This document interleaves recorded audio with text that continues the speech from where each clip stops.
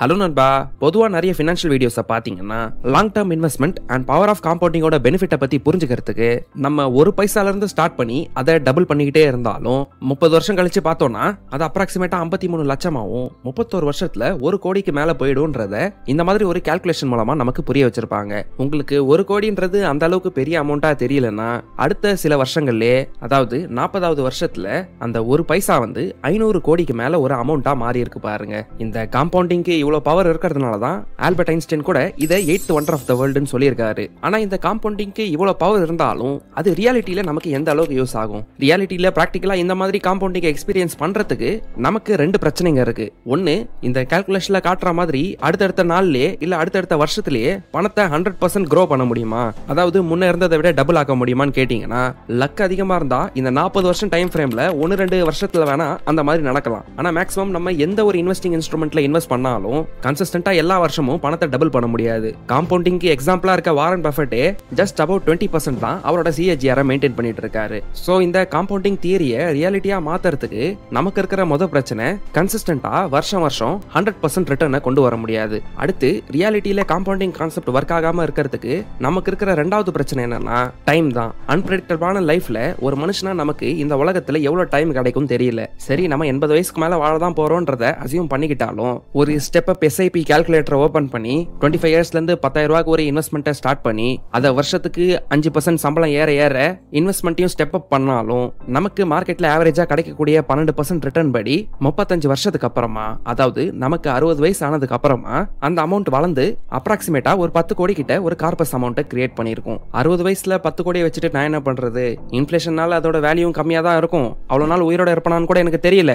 அப்படி உயிரோட இருந்தாலும் அந்த வயசுல இந்த மாதிரி ஸ்போர்ட்ஸ் கார்ல எல்லாம் என்னால ஏறி கூட இறங்க முடியாது. இந்த வீடியோல வர மாதிரி தான் சிரிச்சுக்கிட்டே நான் கஷ்டப்பட வேண்டிய இருக்கும். லைஃபை நான் நினைச்ச மாதிரி என்ஜாயும் பண்ண முடியாது. வேணும்னா அந்த ஸ்டேஜ்ல இந்த பணத்தை என்னோட ரிட்டையர்மெண்ட் பர்பஸ் அண்ட் எக்ஸ்பென்சஸ்க்காக வேணா யூஸ் பண்ணிக்கலாமே தவிர மத்தபடி இதனால எனக்கு எந்த பெனிஃபிட்டும் கிடைக்க போறது இல்லைன்ற மாதிரி நிறைய பேர் அவங்களோட மைண்ட் செட்டை வச்சிருக்கிறதுனால, உண்மையிலேயே நீங்க ஒரு ஆம்பிஷியஸான பர்சனா இருந்தா, அதாவது லைஃப்ல நிறைய விஷயங்களை நான் சீக்கிரமா அச்சீவ் பண்ணணும், எனக்கு பிடிச்ச மாதிரி என்னோட லைஃபை லீட் பண்ணணும்னு ஒரு ஹை அச்சீவரா இருக்கணும்னு நினைச்சீங்கன்னா இந்த பவர் ஆஃப் காம்பவுண்டிங்கோட ஸ்டோரியை நம்ம இங்க டிஸ்கஸ் பண்ண மாதிரி ஒரு பேக்கப் ஆப்ஷனா கன்சிடர் பண்ணிக்கிட்டு, நம்ம ஃபர்ஸ்ட் பார்த்த அந்த காம்பவுண்டிங் கால்குலேஷன்ல ஃபர்ஸ்ட் 30 வருஷத்தை எப்படி பைபாஸ் பண்ணிட்டு 25 to 30 ஏஜ் குரூப்ல இருக்கும்போது எப்படி இந்த ஸ்டேஜ்ல இருந்து லைஃப் ஆரம்பிக்கிறது தான் நம்ம யோசிக்கணும். யங் ஏஜ்ல இதை அச்சீவ் பண்றவங்க என்ன பண்றாங்கன்னு நீங்க தெரிஞ்சுக்க ஆரம்பிக்கணும். பவர் ஆஃப் காம்பவுண்டிங் ஸ்டோரியை விட இப்ப நம்ம பார்க்க போற ஸ்டோரிக்கு தான் நீங்க அதிகமா பிரெஃபரன்ஸ் கொடுக்கணும். அந்த ஸ்டோரி இதுதான். ஒரு தடவை ஒரு கிரேட் எஜிப்சியன் ஃபேரோ அவரோட 2 நெஃப்யூஸை கூப்பிட்டாரு. அவங்களோட பேரு சும்மா அப்புறம் அசூர். அந்த எஜிப்சியன் ஃபேரோ சும்மாக்கும் அசூருக்கும் ஒரு பெரிய டாஸ்கா கொடுக்கறாரு. அது என்னன்னா, இஜிப்டுக்காக 2 பெரிய மானுமெண்டல் பிரமிட்ஸை கட்டணும். இவங்க 2 பேரும் ஆளுக்கு தனித்தனியா 2 பிரமிடை கட்டி முடிச்சாங்கன்னா அவங்களுக்கு ராஜா பதவி கொடுக்கப்படும். அவங்களுக்கு அவங்களோட பேலன்ஸ் வாழ்க்கை ஃபுல்லா லாவிஷான லக்ஸரியான லைஃப் கொடுக்கப்படும் ப்ராமிஸ் பண்ணாரு. சும்மாக்கும் அசூருக்கும் 18 வயசு தான் ஆகுது. கண்டிப்பா இந்த மாதிரி பிரமிட்ஸை கட்டி முடிக்க வருஷ கணக்கில் ஆகும்னு அவங்களுக்கு தெரியும். சரி, ஃபேரோ சொல்லிட்டாரு, நமக்கு ஒரு பெரிய டாஸ்க் கொடுத்திருக்காருன்னு இந்த வேலையை ஸ்டார்ட் பண்ணலாம்னு முடிவெடுத்தாங்க. அசூர் எந்த டைமையும் வேஸ்ட் பண்ணாம உடனே ஒர்க் பண்ண ஸ்டார்ட் பண்ணிடுறாரு. கஷ்டப்பட்டு கொஞ்சம் கொஞ்சமா பெரிய பெரிய ஹெவியான ஸ்டோன்ஸை அவர் செலக்ட் பண்ண லொகேஷன்ல கொண்டு வச்சு அந்த பிரமிட்ல இருக்க பாட்டம் ஸ்கொயர் ஃபார்மேஷனை உருவாக்க ட்ரை பண்ணாரு. ஒரு சில மாசங்களுக்கு இந்த மாதிரி பண்ணதுக்கு அப்புறம் தான் அசூரோட பிரமிடோட பேஸ் லேயர் ஓரளவுக்கு நல்ல ஃபார்ம்ல வர ஆரம்பிச்சது. ஊர் மக்கள்லாம் அசூரோட எஃபர்ட்டை பார்த்து ரொம்ப சூப்பரா பண்ணிருக்கப்பா அப்படி இப்படின்னு பாராட்ட ஆரம்பிச்சாங்க. இந்த கல்லெல்லாம் ரொம்ப பெரிய பெரிய கல்லா இருந்ததுனால ரொம்ப கஷ்டப்பட்டு தான் இந்த கல்லெல்லாம் அவர் அந்த இடத்துக்கு கொண்டு வந்தாரு. ஒரு வருஷத்துக்கு அப்புறம் தான் அந்த பிரமிடோட ஸ்கொயர் ஃபவுண்டேஷன் கம்ப்ளீட்டா ரெடி ஆகிற நிலைமைக்கு வந்துச்சு. இதை முடிச்சுட்டு பார்க்கும்போது அசூருக்கு ஒரே குழப்பமா இருந்தது. என்ன சும்மாவோட பிரமிட் வர வேண்டிய இடம் எம்டியாவே இருக்கு, ஒரு கல்லு கூட வைக்கல, ஒரு ஃபவுண்டேஷன் கூட போடல, ஒரு வருஷத்துக்கு முன்னாடி பார்த்த மாதிரி அப்படியே இருக்குன்னு அசூர் கன்ஃபியூஸ்டா இருந்தாரு. இதனால சும்மாவோட வீட்டுக்கு விசிட் பண்ணி என்னடா இன்னும் வேலை செய்யலையான்னு கேட்கலான்னு போகிறப்ப அங்க சும்மா ஏதோ ஒரு ஹியூமன் டார்ச்சர் டிவைஸ் மாதிரி இருக்கிற விஷயத்துல வேலை செஞ்சுட்டு இருந்ததை நோட்டீஸ் பண்ணாரு. டேய் சும்மா என்னடா பண்ற? ஃபேரோ ஒரு வருஷத்துக்கு முன்னாடி நமக்கு கட்டணும்னு சொன்னாரா, இன்னும் ஆரம்பிக்க கூட இல்ல, ஏதோ கோளரான மிஷினோட விளையாடிட்டு இருக்கேன்னு அசூர் சொன்னாரு.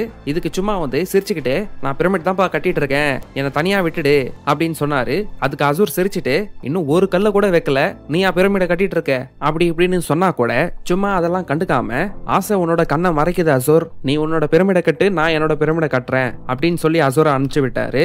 ஆனா அதுக்கு அசூர் ஃபேரோ சொன்ன விஷயத்த நீ கேட்காம உட்காந்துட்டு இருக்க, நீ துரோகம் பண்ணிட்டேன்னு அவரு உனக்கு மரண தண்டனை தான் கொடுக்க போறாருன்னு இப்படி எல்லாம் சொல்லிட்டு போனாரு. இதுக்கப்புறம் இன்னொரு வருஷம் போச்சு.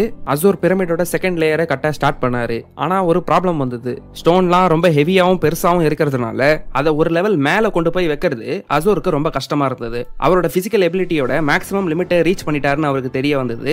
பலம் பத்தலன்னு புரிய வந்தது. இதனால பெரிய பெரிய ஸ்டோன்ஸை தூக்கிட்டு வர அளவுக்கு கேப்பபிலிட்டியை பில்ட் பண்ணிக்கிறதுக்கு அசூர் வந்து பென்னுன்னு ஒரு ஆளை மீட் பண்ணி அவர்கிட்ட ட்ரைனிங் எடுத்துக்க ஆரம்பிச்சாரு. ஒரு மஸ்குலர் பாடியை பில்ட் பண்றதுக்கு ஸ்பெஷலான டயட்டும் சாப்பிட ஆரம்பிச்சாரு. ஆனா என்னதான் டயட் ஒர்க் அவுட்ல அதிகமா பணம் ஸ்பெண்ட் பண்ணாலும் அசூர் முன்ன விட ஸ்ட்ராங்கா மாறினாலும் ஒரு மாசத்துக்கு ஒரு கல்லை தான் அவரால் கொண்டு போய் வைக்க முடிஞ்சது.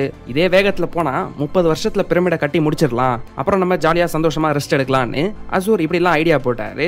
3 வருஷத்துக்கு அப்புறமா கூட சும்மா அங்க ஒரு கல்லு கூட வைக்கலன்றத நோட்டீஸ் பண்ணி அந்த முட்டாள் அவ்வளவுதான் போல அப்படிங்கிற மாதிரி ஒரு எண்ணத்தோட இருந்தாரு. ஆனா திடீர்னு ஒரு நாள் வந்து அசூர் அவர் யூசுவலா வேலை செஞ்சுட்டு இருக்கும் போது மக்கள் கூட்டமா நின்னுகிட்டு அதிகமா சத்தம் போடுற மாதிரி அவருக்கு கேட்க ஆரம்பிச்சதுனால என்ன நடக்குதுன்னு பக்கத்துல போய் பார்க்கும்போதுதான் சும்மாக்கு பிரமிட் கட்ட எங்க இடம் கொடுத்திருந்தாங்களோ அங்க ஒரு 25 அடிக்கு ஏதோ ஒரு பெரிய மிஷின் மாதிரி ஒரு பொருளை சும்மா அங்க கொண்டு வந்ததை நோட்டீஸ் பண்ணாரு. அந்த மிஷின்ல பெரிய பெரிய கியரு, ரோப்பு இது எல்லாமே இருந்தது. இன் ஷார்ட் பில்டிங் கன்ஸ்ட்ரக்ஷனுக்கு யூஸ் பண்ற ஒரு கிரேன் மாதிரி அந்த மிஷின் இருந்தது. அசூரோட ஃபவுண்டேஷனை கட்டுறதுக்கு 1 வருஷம் ஆன நேரத்துல சும்மானால ஒரே வாரத்துல அந்த ஃபவுண்டேஷனை போட முடிஞ்சது. அசூர் இத்தனை வருஷமா எந்த லெவலுக்கு கட்டியிருக்காரோ அந்த அளவுக்கு பிரமிட் ஸ்ட்ரக்சர்ஸை 40 நாள்ல கட்டி முடிக்க முடிஞ்சது. இப்படியே வேகமா கட்டிக்கிட்டே போனதுனால சும்மாக்கு 26 வயசு ஆகும் போதே அந்த பிரமிடை கட்டி முடிக்க முடிஞ்சது. அதாவது ஃபேரோ சொல்லி 8 வருஷத்திலே அவரால் பிரமிடை முடிக்க முடிஞ்சது. ஆனா 5 வருஷத்துல சீக்கிரமா இந்த பிரமிடை கட்டி முடிக்கிறதுக்கு 3 வருஷம் அந்த பிரமிடை ஃபாஸ்டா கட்டுற அளவுக்கு ஒரு சிஸ்டம் அவர் உருவாக்கி இருக்காரு. அந்த சிஸ்டம் தான் அந்த கிரேன் மாதிரி இருக்க மிஷின். இப்படி 26 வயசுலயே அவருக்கு கொடுத்த டாஸ்கை கம்ப்ளீட் பண்ணி பிரமிடை கட்டி முடிச்சதுனால ஃபேரோ பிராமிஸ் பண்ண மாதிரியே சும்மாக்கு ராஜா பதவி கொடுத்து எல்லா லக்ஸரிஸையும் ப்ரொவைட் பண்ணிட்டாரு. சும்மா இதனால ரெஸ்ட் ஆஃப் த லைஃபுக்கு ஒரு ஸ்காலராகவும் இன்வென்டராகவும் புது புது விஷயங்களை கண்டுபிடிக்கிறதுக்கு அவரோட டைமை ஸ்பெண்ட் பண்ணாரு. ஆனா அசூர் வந்து ஒரு சிஸ்டம் உருவாக்க தெரியாததுனால இல்ல சிஸ்டம் உருவாக்க ட்ரையே பண்ணாததுனால அவரோட சொந்த எபிலிட்டிலேயே அந்த பிரமிடை கட்ட ட்ரை பண்ணாரு. வயசாக அவரோட உடம்பு டயர்ட் ஆயிட்டே போச்சு. பிரமிடோட கடைசி 2 லெவல்ல பினிஷ் பண்றதுக்கு முன்னாடி அவருக்கு ஹார்ட் அட்டாக் வந்ததுனால லைஃப் ஃபுல்லா கஷ்டப்பட்டு அதுக்கு தேவையான பலன் கிடைக்காம எதுவுமே அனுபவிச்சு என்ஜாய் பண்ணாம இறந்து போயிட்டாரு. சோ நீங்க வெல்த்தை ஃபாஸ்டா பில்ட் பண்ணணும்னு நினைச்சீங்கன்னா இந்த 3 வெல்த் ஈக்குவேஷன்ஸ்க்கான டிஃபரன்ஸை புரிஞ்சுக்கணும். சைடு வாக்கர்ஸ்ன்றவங்க wealth is equal to income plus டெட்னு நினைப்பாங்க. அதாவது இவங்களுக்கு பொதுவா வெல்த்தை பில்ட் பண்ணணும்னு ஆசையே இருக்காது. வர சம்பளத்தை வச்சு டே டு டே லைஃபை மேனேஜ் பண்ணிப்பாங்க. பணம் பத்தலன்னா கடன் வாங்கிப்பாங்க. அந்த கடனை திரும்ப கட்டுற சைக்கிள்லயே ஓடிட்டு இருப்பாங்க. அடுத்ததா ஸ்லோ லேன் இல்ல ஆஸ்பைரிங் மிடில் கிளாஸோட ஈக்குவேஷனை பார்த்தோம்னா அது நம்ம கதையில பார்த்தா அசூரோட ஈக்குவேஷன் மாதிரி தான் இருக்கும். Wealth is equal to primary income source plus wealth accelerator, அதாவது மார்க்கெட் இன்வெஸ்ட்மெண்ட்ஸ். அசூர் வந்து அவரோட பிரைமரி ஜாபா அந்த பிரமிடை கட்டுறத பண்ணாரு. அவரோட சொந்த ஸ்கில்ஸ், அதாவது உடம்பை எப்படி ஸ்ட்ராங்கா மாத்துறதுன்றத விஷயத்துல எல்லாம் இன்வெஸ்ட் பண்ணி அவரே போய் எல்லா இடத்துலயும் வேலை செஞ்சு அந்த ஃபேரோவோட ப்ராமிஸை ஒரு மார்க்கெட் இன்வெஸ்ட்மெண்ட் மாதிரி கன்சிடர் பண்ணாரு. 60 வயசு வரைக்கும் ஹார்ட் ஒர்க் பண்ணி இந்த கெரியர்ன்ற என்னோட பிரமிடை கம்ப்ளீட் பண்ணிட்டேன்னா என்னோட மார்க்கெட் இன்வெஸ்ட்மெண்ட்ஸ் வந்து பேலன்ஸ் இருக்க போற லைஃப் டைம்ல எனக்கு தேவைப்படுற லக்ஸரிஸை கொடுக்கும்ன்றது தான் அவரோட ஐடியாவா இருந்தது. இப்படி ஒரு ஐடியா இருக்கிறது எந்த விதத்திலயும் தப்பு இல்ல. இந்த உலகத்துல இருக்க நிறைய ஆஸ்பைரிங் மிடில் கிளாஸ் பீப்புள் வந்து இந்த ரூட்டை தான் எடுக்கிறாங்க. அவங்க கெரியர்ல சரியான ஜாப்ல ஃபோக்கஸ் பண்ணி அதிகமா இன்வெஸ்ட் பண்ணிக்கிட்டே வந்தாங்கன்னா இந்த ட்ரெடிஷனல் ரூட்டை யூஸ் பண்ணியே சில பேர் அவங்களோட 40ஸ்ல ரிட்டையர் ஆறாங்க. ஆனா இந்த டைம் கன்சியூமிங் ரூட்டை நீங்க எடுக்க விரும்பலனா வார வாரம் எப்படா வீக்கெண்ட் வரும்னு வெயிட் பண்ணிக்கிட்டே இருக்கிற மாதிரி உங்க லைஃப் டைம்ல இருக்க majority of young age spend பண்ணக்கூடாதுன்னு நினைச்சீங்கன்னா, ஆனா அதே நேரத்துல சும்மா மாதிரி ஒரு 3 to 5 வருஷம் கண்ணுக்கு தெரியற மாதிரி எந்த பலனுமே இல்லாம உங்க டைமை சாக்ரிஃபைஸ் பண்ண ரெடியா இருக்கீங்கன்னா வீக்கெண்டுக்கு வெயிட் பண்றது, வெளியே போய் பார்ட்டி பண்றது, இந்த மாதிரி எல்லா விஷயங்களையும் அவாய்ட் பண்ணிட்டு ஒரு ஸ்பெசிஃபிக்கான டைம் ஃப்ரேமுக்கு ஒரு ரிஷி முனிவர் மாதிரி தவம் இருக்க ரெடியா இருக்கீங்கன்னா, நிறைய மக்களோட லைஃப்ல இருக்க ஒரு பெரிய ப்ராப்ளமை சால்வ் பண்ண ரெடியா இருக்கீங்கன்னா உங்களோட வெல்த் ஈக்குவேஷன் இப்படிதான் இருக்கும். Wealth is equal to net profit plus asset value. இதுல நெட் ப்ராஃபிட்ன்றது unit sold into unit profit, அதாவது எவ்வளவு பொருட்களை விற்கிறீங்க, ஒரு பொருளை வித்தா எவ்வளவு ப்ராஃபிட் கிடைக்குதுன்றது தான் அந்த நெட் ப்ராஃபிட்டோட கால்குலேஷனா இருக்கும். அப்புறம் asset value is equal to net profit into industry multiple, அதாவது உங்க பிசினஸை எந்த அளவுக்கு வேல்யூவேஷன் பண்றாங்கன்றத இந்த அசெட் வேல்யூ டிசைட் பண்ணும். இது ஒரு இண்டஸ்ட்ரிக்கும் மாறும். உங்க வெல்த் ஈக்குவேஷன் இப்படி இருக்கிறதுக்கான முக்கியமான பெனிஃபிட் என்னன்னா, உங்க இன்கம்ல எந்த லிமிட்டோ கேப்போ கிடையாது. அதே நேரத்துல